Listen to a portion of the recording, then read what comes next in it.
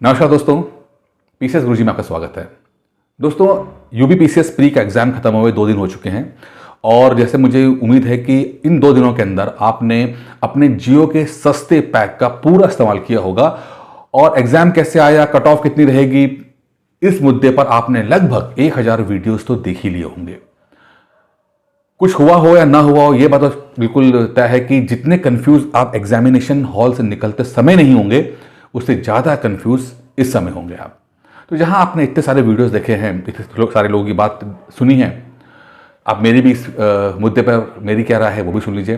वैसे मैं ऑलरेडी इस पर वीडियो बना चुका हूं, लेकिन फिर भी इतने सारे कॉल्स मुझे आए हैं पिछले 2 दिन के अंदर, इतने लोगों ने मुझे मैसेज किए, कमेंट किया है जी। इसके लिए संभव नहीं था मेरे लिए कि सबको मैं इंडिविजुअली मैसेज कर सकूं, बात कर सकूं। तो मुझे लगा कि मैं इस वीडियो के माध्यम से जो उनकी मोटे मोटी क्वेरीज हैं वो सब मैं डिस्कस कर लूं।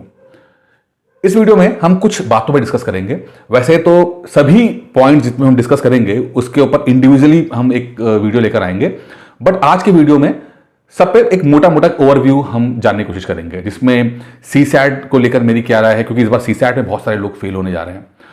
सीसैट की तैयारी कब से करें तो करें, कब से करें, क्या करें, ठीक है। यूपी पीसीएस का एग्जाम जो है वो आईएएस की तरह हो गया है, क्या ये सच है? या यूपी पीसीएस का पेपर जो है वो कॉन्सेप्चुअल ज्यादा हो गया, फैक्चुअल कम हो गया है, क्या इस पे करें? घटना चक्र पढ़ें कि ना पढ़ें, ठीक है, इसके ऊपर डिस्कस करेंगे। और ट्रेंड कैसे जा रहा है, क्या हो रहा है, 2022 की जो तैयारी कर रहे हैं उनका क्या होगा, और last but not the least, cut off कितनी रहेगी। तो इस सब पे हम डिस्कस करेंगे। ये वीडियो थोड़ा लंबा हो सकता है, लेकिन मैं कोशिश करूंगा कि इस वीडियो को जल्दी खत्म कर दूं, वाइंड अप कर दूं, क्योंकि मैं जितने ही टॉपिक्स हैं इसके ऊपर अलग अलग वीडियो में लेकर आऊंगा। विद इन 1 वीक सबको मैं कवर कर लूंगा। इस वीडियो में एक ओवरव्यू में दे दूं आपको, जिससे कि आप थोड़े से कम कंफ्यूज हो, मेरा पॉइंट ऑफ व्यू जान सको आप। पहला, सीसैट को लेकर बात करते हैं। सीसैट को लेकर लोग बहुत कंफ्यूज थे। पिछले कई सालों से सीसैट एक मिस्ट्री रही है। 2011-12 से जब से स्टार्ट हुआ सीसैट का, पहले इसमें नंबर्स जोड़े जाते थे, बाद में इसको क्वालिफाइंग किया गया, क्योंकि ये थोड़ा बाइज्ड हो जाता था कि जो लोग मैथमेटिक्स और इंजीनियरिंग बैकग्राउंड के नहीं होते थे तो उनको बहुत ज़्यादा दिक्कत आती थी, उनका प्री में सिलेक्शन होना बहुत मुश्किल हो जाता था। तो इसको क्वालिफाइंग किया गया, पहले यूपीएससी में क्वालिफाइंग किया गया, बाद में इसको पीसीएस में भी क्वालिफाइंग किया गया। और 2015 के बाद से ऐसा वक्त आया कि जब सीसैट के ऊपर तैयारी कोई नहीं करता था। सीसैट भी पेपर बहुत ही क्वालिफाइंग था, तो बहुत ही नॉर्मल से पेपर आता था, अमूमन सब लोग क्रैक कर ले जाते थे। कोई मुझसे भी पूछता था कि भाई सीसैट की तैयारी कैसे करें, तो मैं उनको ये बोलता था कि पिछले साल का पेपर आप लगा लो, और अगर आपके नंबर 90 नंबर से ज़्यादा आ रहे हैं तो फिर आप पढ़ने की जरूरत नहीं है, एग्जामिनेशन हॉल में जाना और आप सीसैट क्रैक कर ले जाओगे। बट 2021 का जो सीसैट आया है, पर्सनली मुझे बहुत मुश्किल लगा है। हिंदी का लेवल बहुत ज़्यादा आया है। जो लोग हिंदी मीडियम के नहीं हैं, और 50% लोग आप में से हिंदी मीडियम के नहीं हैं, क्योंकि 18 के बाद से जो पैटर्न चेंज हुआ है, 2018 के बाद से पैटर्न चेंज हुआ है, जिसमें यूपीएससी के बच्चे बहुत सारे आ गए, उनको इतनी हिंदी पढ़ने की आदत नहीं है। तो हो सकता है, संभव है ये है कि बहुत सारे जो बाहर के स्टूडेंट हैं जिन्होंने हिंदी इतनी नहीं आती है, उनको रोकने के लिए ये कमीशन का एक कॉन्शियस एफर्ट हो, यानी कि जानबूझ के किया गया एफर्ट हो, जिससे कि बाहर के स्टूडेंट, हरियाणा के, पंजाब के, दिल्ली के या बाकी स्टेट्स के लोग के जो स्टूडेंट हैं, या जो कॉन्वेंट स्कूल के बच्चे हैं, उनको रोका जा सके। क्या ये है? अगर ऐसा है तो ये मुझे लगता है कि अपने इस कोशिश में बहुत हद तक कामयाब भी हुए हैं, क्योंकि सीसैट का हिंदी का जो लेवल था, पर्सनली मुझे बहुत मुश्किल लगा है। यहां तक कि जो कम्युनिकेशन के क्वेश्चंस आए थे वो भी अच्छे खासे लेवल के थे। सबके बस की बात नहीं थी इसको हिला पाना। कुछ लोगों ने अच्छा किया होगा, नो डाउट, कुछ तो पढ़ के आते हैं जो एमबीए वगैरह किए होते हैं, लेकिन फिर मुझे लगता है कि सीसैट का जो क्वेश्चन पेपर इस बार का था, वो पिछले कई सालों में सबसे मुश्किल सीसैट का पेपर रहा है, और इसको पास करना अपने आप में चैलेंज था। क्योंकि मेरे कई स्टूडेंट जो पिछले कई सालों से लगातार मेंस और इंटरव्यू लिख रहे हैं, उन्होंने भी 50-55 से ज़्यादा क्वेश्चंस अटेम्प्ट नहीं कर पाए, ठीक है। तो अगर आपका पेपर खराब हुआ है या बहुत अच्छा नहीं गया है, तो अपने आप को कोसना बंद कीजिए। ये कमीशन की भी थोड़ी सी साजिश हो सकती है। अब 2022 के लिए क्या किया जाए? देखिए, अगर आपके मैथमेटिक्स कमजोर है, रीजनिंग कमजोर है, तो मैं चाहूंगा कि आप इस बार थोड़ा सा तैयारी कर लो। आप देखिए है क्या, यूपीएससी और यूपीपीसीएस में जो सबसे बड़ा फर्क, मैं हमेशा इस बात को कहता हूं कि यूपीएससी अनप्रिडिक्टेबल है और यूपीपीसीएस प्रिडिक्टेबल है। मतलब था, यूपीएससी को प्रिडिक्ट कर पाना, उसको समझ पाना मुश्किल होता था, और यही उसकी खूबसूरती थी कि कभी हम लोग फैक्चुअल पढ़ के आते थे और क्वेश्चन कॉन्सेप्चुअल आता था, कभी हम न्यूज़पेपर से ज़्यादा पढ़ के आते थे तो पता लगता है कि वो बेसिक सवाल ज़्यादा आ जाते थे। तो ये बहुत मुश्किल करता था यूपीएससी के अंदर, ठीक है। लेकिन यूपीपीसीएस में चीज़ें थोड़ी सिंपल रहा करती थी कि भाई अगर 25 सवाल हिस्ट्री के आएंगे तो 25 ही आते थे, अगर साइंस के 20 सवाल आने तो साइंस से 20 ही आते थे। ज़्यादा प्रेडिक्टेबिलिटी रहती थी, और जब प्रेडिक्टेबिलिटी रहती है तो उसको हैंडल कर पाना आसान होता है। लेकिन ये भ्रम जो है वो कमीशन ने इस बार तोड़ दिया है। कमीशन ने अपने आप को प्रिडिक्ट होने से बचाया है। यही कारण है कि सीसैट जैसा एग्जाम भी बहुत मुश्किल लगा है। लोगों ने कम्युनिकेशन पढ़ना छोड़ दिया था, किताबें नहीं थी मार्केट में, किताबें ही नहीं है कम्युनिकेशन को पढ़ने के लिए, कोई पढ़ता ही नहीं है, और उसके इतने सारे सवाल आए इसके अंदर। तो कमीशन थोड़ा सा अनप्रिडिक्टेबल होता जा रहा है, उसको पता नहीं कहीं से बुरी संगत लग गई है यूपीएससी की, जिस कारण से वो भी अनप्रिडिक्टेबल हो गया है और ऐसी चीजें डाल रहा है, ऐसी गुगली डाल रहा है जिसपे लोग लगातार बोल्ड हो रहे हैं। तो आप अगली बार बोल्ड ना हो, कोशिश करिएगा कि चीजें शुरुआत से ही जनवरी फरवरी से हल्का हल्का पढ़ना शुरू कीजिएगा। खासकर वो लोग जो मैथमेटिक्स और रीजनिंग में भी कमजोर हैं, तो वो थोड़ा सा अपने आप को दें। साथ में हिंदी को कर सकते हैं, क्योंकि हिंदी तो वैसे भी अब देखिए यूपी में मुझे लगता है कि ये एक माध्यम बनेगा बाहर के स्टूडेंट्स को रोकने का। आप देख लीजिएगा, अगर डायरेक्ट रोक सकते नहीं है तो एक माध्यम बनेगा। तो आप जनवरी फरवरी से धीरे धीरे, ज़्यादा नहीं, आधा घंटा 1 घंटा पढ़ना शुरू करेंगे सीसैट को लेकर, क्योंकि संभव है, बहुत संभव है कि अगली बार आपको इस तरह का पेपर देखने को मिल जाए। ठीक है। दूसरा सवाल यह है कि यूपीएससी और यूपीपीसीएस क्या एक जैसे हो गए? देखिए, पेपर जो है वो नो डाउट ट्रिकी था, ठीक है, नो डाउट ये पिछली बार से ज्यादा मुझे पर्सनली मुश्किल लगा, ठीक है। और मुश्किल होने के कई कारण थे कि रिपीट सवाल कम आए, कुछ आए हैं, वेस्टर्न डिस्टर्बेंस वाला आया, कई तरह के सवाल, इस तरह के सवाल आते ही हैं, वो हमेशा रहेंगे इस तरह के सवाल तो, बट नंबर ऑफ क्वेश्चंस जो हैं वो कम आए हैं, ठीक है। यही कारण है कि घटना चक्र जो है वो इतनी इफेक्टिव अब नहीं रह गई है, नहीं इफेक्टिव, बहुत इफेक्टिव, लेकिन इसका मतलब ये नहीं है कि अब घटना चक्र को नहीं पढ़ना है। आज ही एक स्टूडेंट को मैंने कहा था कि देखो, घटना चक्र जो है उस पर डिपेंडेंसी नहीं कर सकते, डिपेंड नहीं हो सकते आप उसके अंदर, ठीक है, लेकिन इसको इग्नोर भी नहीं कर सकते। इग्नोर इसलिए नहीं कर सकते क्योंकि आप कॉम्पिटिशन की तैयारी कर रहे हैं तो आप पिछले 10-15 साल के क्वेश्चन तो लगाएंगे ना, एक आइडिया लेने के लिए, ठीक है। तो आइडिया लेने के लिए सही है, ठीक है, अपनी प्रिपरेशन का एक पार्ट बनाइए, पार्ट ऑफ प्रिपरेशन बनाइए, बट डिपेंड मत होइए। तो आपको घटना चक्र पार्ट ऑफ प्रिपरेशन बनानी है कि हाँ भाई, मैंने जिस तरह चैप्टर पढ़ लिया तो मैं घटना चक्र पढ़ लेता हूं मैं, तो वो आपको करना है। लेकिन ये सोचकर कि घटना चक्र के 8 वॉल्यूम लगाकर मैं पीसेस प्री क्रैक कर लूंगा, शायद अब ये इतना आसान रह नहीं गया है। तो ये दिमाग से निकाल दीजिए, घटना चक्र पढ़ना जरूरी है बट डिपेंड होना जरूरत नहीं है। हो सकता है 10-15% सवाल आपके रिपीट कर जाएं, देखने को मिल जाएं, बट इससे ज्यादा की उम्मीद आप मत करके आइएगा, ठीक है। तो रिपीट क्वेश्चन बहुत सारे कम आए। दूसरी बात है, जो करंट अफेयर्स से भी आया, वो करंट अफेयर्स भी थोड़ा सा ट्रिकी करंट अफेयर्स था। पीसीएस में करंट अफेयर्स थोड़ा आसान होता था, मतलब करंट अफेयर्स कह रहा हूं मैं, क्या फैक्चुअल सवाल कह रहा हूं, करंट अफेयर्स में भी फैक्चुअल सवाल है, वो आसान थे भाई, फला इंस्टीट्यूशन ने क्या रैंकिंग दी है या वो किसने बनाया, सिंपल मोटा मोटा जो ऊपरी लेयर वाला करंट अफेयर्स होता है वो था। इस बार उन्होंने क्या किया है, इन्होंने थोड़ा सा करंट अफेयर्स नीचे एक लेयर घुस के पूछा है, इन्होंने एक लेयर नीचे आकर उन्होंने करंट अफेयर्स को सवाल किया हुआ है, और इसी चीज ने इस एग्जाम को थोड़ा सा ट्रिकी बना दिया।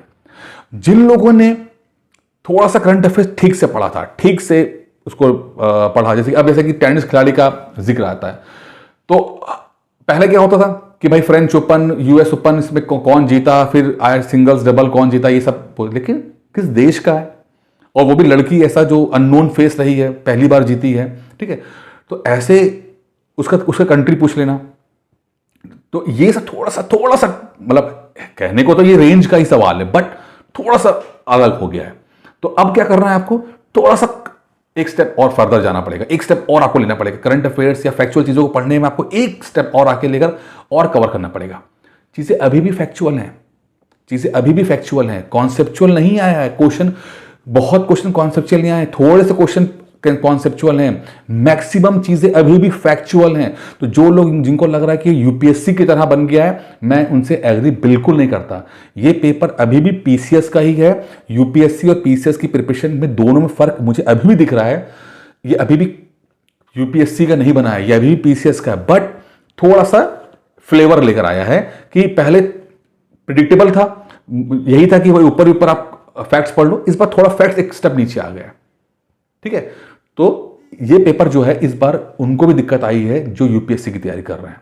ठीक है, उनको भी इस तरह का करंट अफेयर्स पढ़ने की आदत नहीं होती है। वो तो विजन पढ़ते हो, ये सब पढ़ते हैं, उसमें हाई फाई चीज़ें होती हैं, थोड़ी सी हाई फाई क्या मतलब थोड़ा सा एनालिटिकल होता है। बट पीसीएस में इस बार कोई हाईटेक बातें नहीं पूछी है, उन्होंने तो पूछा कि नाम पूछ लिया और किसी की कंट्री पूछ लिया और इस तरह का थोड़ा सा अंदर घुस के पूछ लिया है। अभी भी फैक्चुअली चीज़ें आई हैं। तो आपको पहले समझना है कि अभी भी यूपीएससी और यूपी पीसीएस में फ़र्क है, दोनों की प्रिपरेशन में फ़र्क है। बट यूपी पीसीएस का जो सवाल है वो थोड़े से फैक्चुअल ज़्यादा हुए हैं।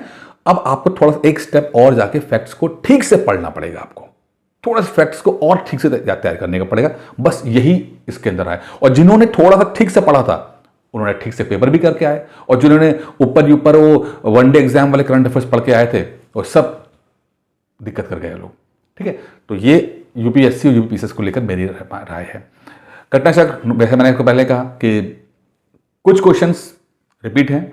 घटना चक्र आपकी प्रिपरेशन का पार्ट है, बट डिपेंडेंसी बिल्कुल नहीं रखनी है आपको। 10-15% क्वेश्चन आपको हर साल अगले साल भी देखने को मिल जाएंगे, बट इससे ज़्यादा की उम्मीद आप मत रखिएगा अंदर। ठीक है, क्योंकि एक चीज़ रहती है हमेशा, कमीशन जो बहुत ही पॉपुलर कोचिंग होती हैं, बुक्स होती है, उसको हमेशा कोशिश रहती है कि उनको किनारे कर दिया जाए, उनको ऐसा पूछा जाए कि उनकी जो वैल्यू है वो खत्म हो जाए। घटना चक्र पिछले 10 सालों से नो डाउट पीसीएस की प्रिपरेशन में बहुत बड़ा नाम बन के उभरा है, लेकिन कमीशन ने अगर तय कर लिया तो आप देखेंगे कि घटना चक्र से बहुत सवाल आएंगे नहीं। और ये से पहले ये यूपीएससी में हुआ करता था।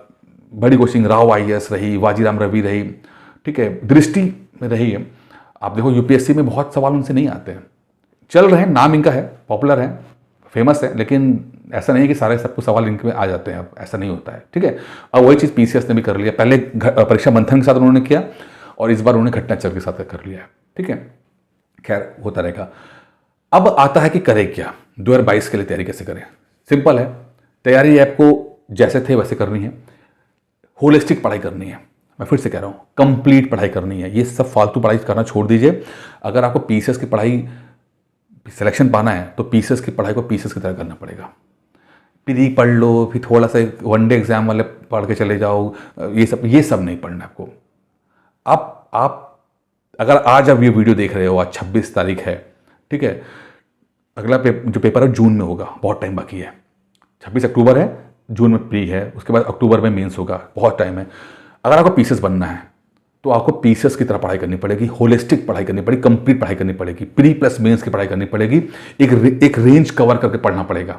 ये चुटर पुटर वाली पढ़ाई, शॉर्टकट वाली पढ़ाई से कुछ नहीं होने वाला। इससे अच्छा है कि छोड़ दो, आप अपना वनडे एग्जाम की तैयारी करो। किसी ने आपसे कहा नहीं है पढ़ाई करने के लिए, क्योंकि ये एग्जाम क्रैक होगा नहीं आपसे इस तरह से।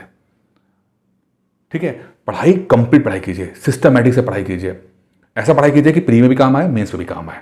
सिंसियरली पढ़ाई कीजिए। एसडीएम बनने जा रहे हो, कोई मजाक नहीं है, मजाक नहीं है। एसडीएम जहाँ से गुजर जाता है लोग खड़े होकर सलामी करते हैं, कोई सब पंगे नहीं रहता है उससे। तो जब इतना बड़ा बनना चाहते हो तो इतनी बड़ी पढ़ाई भी करिए आप। पढ़ाई मुश्किल नहीं हुई है, थोड़ा सा ज़्यादा करिए। तो कंप्लीट पढ़ाई कीजिए, प्री और मेंस की पढ़ाई साथ लेके पढ़ाई कीजिए। अलग अलग नहीं पढ़ना कि प्री पढ़ लिया, मेंस बाद में पढ़ लेंगे। कब पढ़ोगे बाद में, कुछ नहीं होता बाद में, फिर से फेल हो जाओगे फिर मेंस में और फिर से प्री देना पड़ जाएगा। नहीं, प्री और मेंस पहले पढ़ो।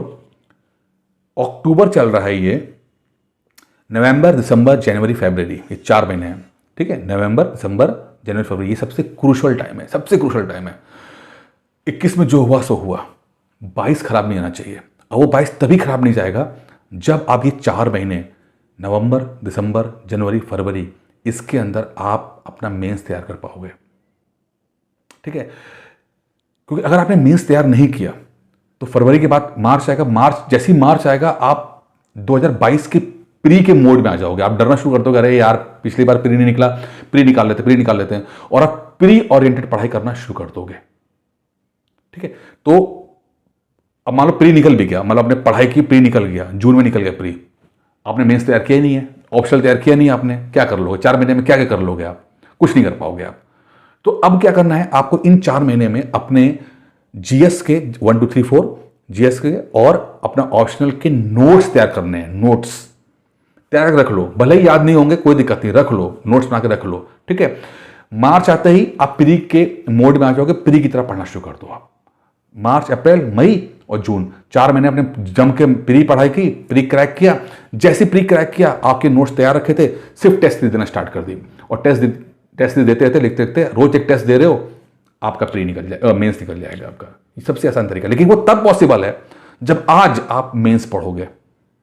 वो तब पॉसिबल है जब आज आप मेंस पढ़ोगे। हवा में कुछ नहीं होता था, ये पीसीएस का एग्जाम है, ये पीसीएस का एग्जाम है, पीसीएस की तरह पढ़ाई करिए, वनडे एग्जाम की तरह पढ़ाई मत कीजिए।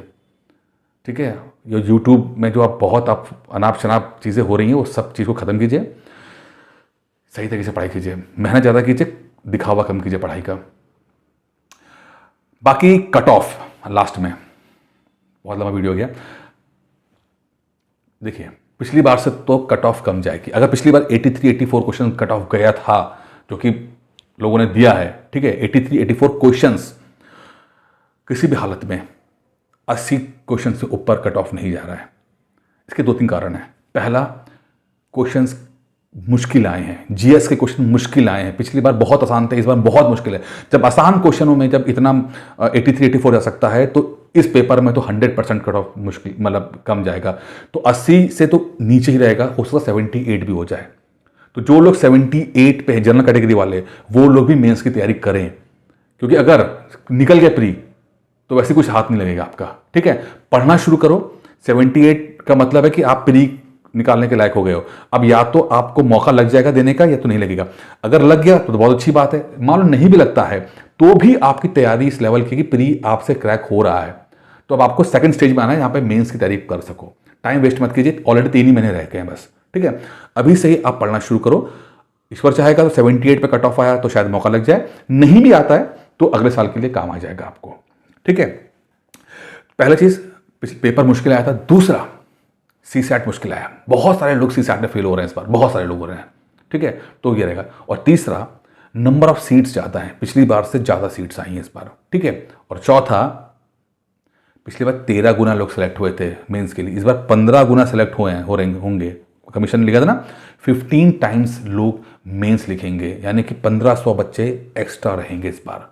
ठीक है, तो ये सब फैक्ट्स मिला के मुझे लगता है कि 80 के आसपास जनरल कैटेगरी का होगा, और उसके अकॉर्डिंगली नीचे आप एक दो क्वेश्चंस को कर लीजिए। 75 तक एससी का जाएगा, लड़कियों का 76 तक जाएगा।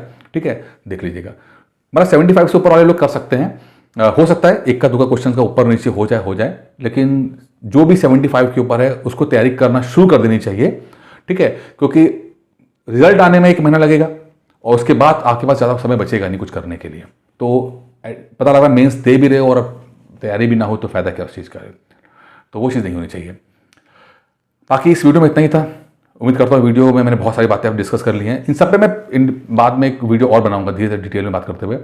बहुत सी डिमांड आ रही थी, बहुत लोग कंफ्यूज थे, तो मैंने कहा चलो एक ओवरव्यू दे देता हूँ मैं आपको क्या है। और ज़्यादा कंफ्यूज मत होइए, पढ़ाई पर भरोसा कीजिए, सिंपल पढ़ाई को सिंपल रखिए, बहुत कंफ्यूज मत होइए।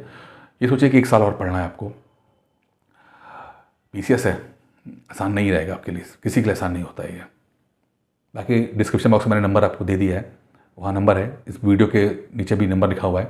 कोई दिक्कत हो, कोई समस्या हो, कॉल कर लीजिएगा। हो सकता है कॉल उठाने में, रिप्लाई करने में देर हो जाए, बहुत सारे लोग होते हैं, लेकिन मैं कॉल जरूर करूँगा, या आप भी 2-3 बार ट्राई कर लेना, कोई दिक्कत नहीं है, घर की बात है। थैंक यू दोस्तों।